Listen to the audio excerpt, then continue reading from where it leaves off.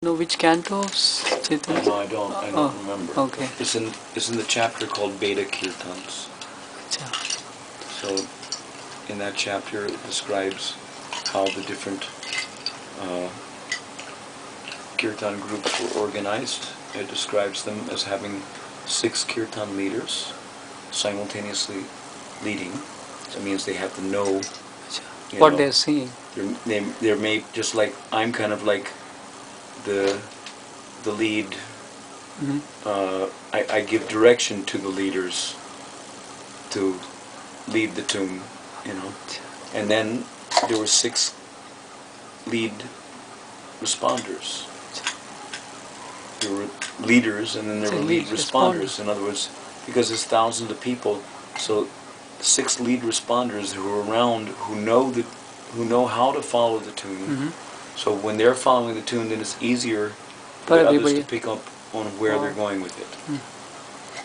So 6 kirtan leaders, 6 lead responders, 4 mridungas, and 16 pairs of kartals in each group. It's described like that. How many groups like that? How many groups? 7 groups. I think. that? Yeah, there were 7 groups like that.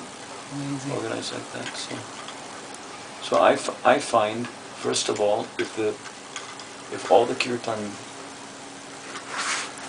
like if there's one man hogging the mic, so to speak, then some vanity may come that I am the kirtan leader.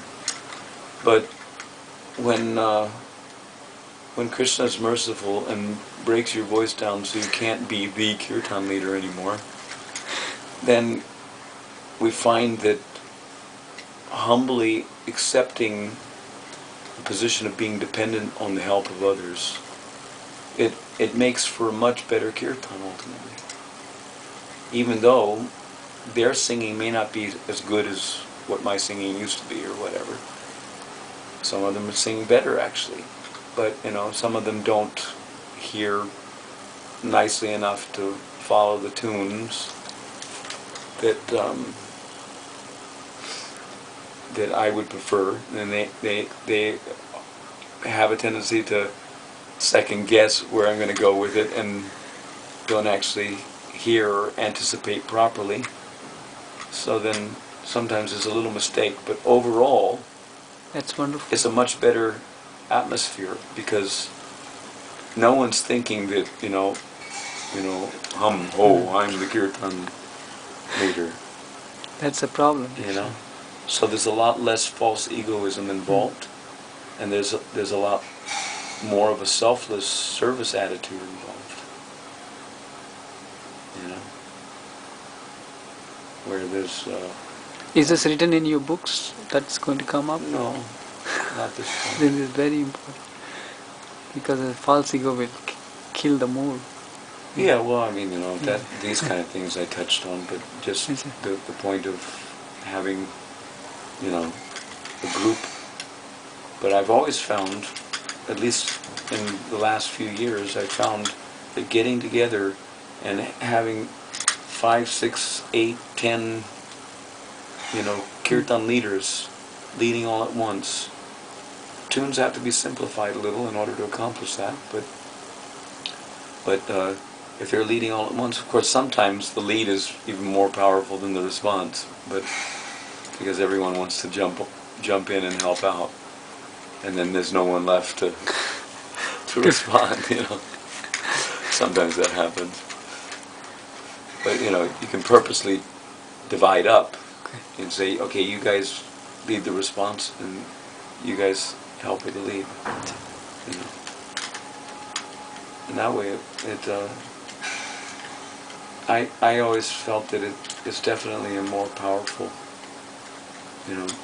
presentation. Purity is the force. So the more pure it is, the more powerful it's going to be. Even spiritually speaking like that, and materially speaking, if you have 6 voices, wailing at the top of their lungs, it's going to be louder than one voice.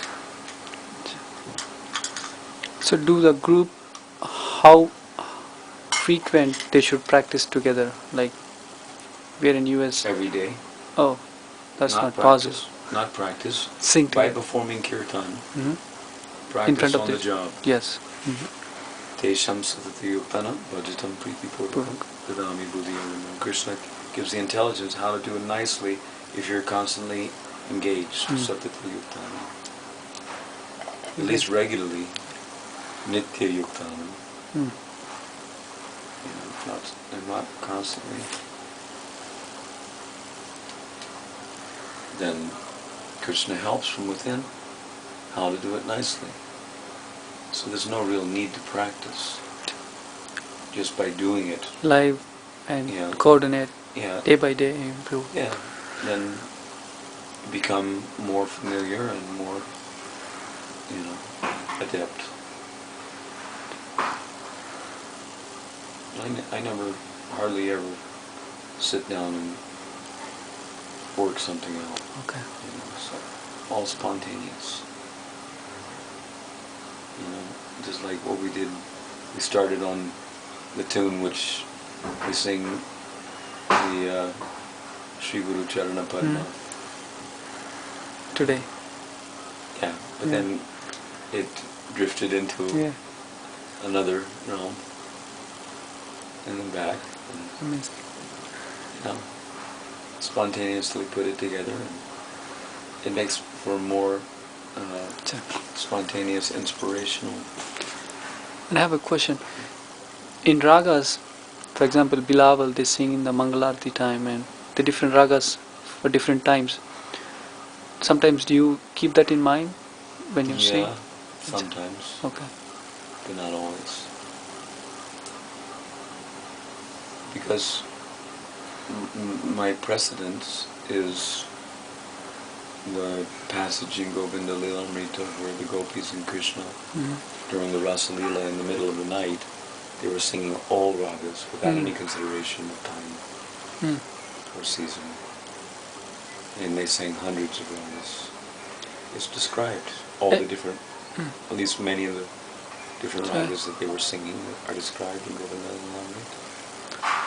And all in the different types of rhythms and whatnot, are all described there. And it even describes how their rhythmic programming was very complex. It wasn't simple stuff. Whatever complex, singing and rhythmic instrumentation that Lord Brahma and all the